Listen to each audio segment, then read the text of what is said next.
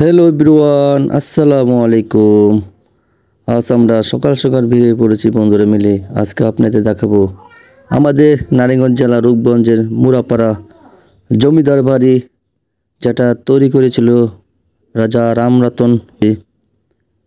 সে এই বাড়িটি সম্পূর্ণ তৈরি করতে পারে নাই, পরবর্তী তার ছেলে সন্তানরা এই জমিদার বাড়ি তৈরি করেছে, যেটা মুরাপাড়া জমিদার মুরাপাড়া ইউনিভার্সিটি নামে এখন পরিচিত। তো আমরা সেটি দেখাবো। এটা দেখার মতন একটি জায়গা, খুব সুন্দর। 52 একর জমির উপর এই মুরাপাড়া জমিদার বাড়ি, যেটা এখন কলেজ নামে পরিচিত। সুন্দর একটি বাড়ি।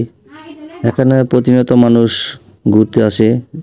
ঢাকার খুব কাছে নারায়ণগঞ্জ জেলা রূপগঞ্জ থানা মুরাপাড়া নামক জমিদার বাড়ি, এখানে প্রতিনিয়ত মানুষ ঘুরতে আসে এই জমিদার বাড়ি দেখার জন্য।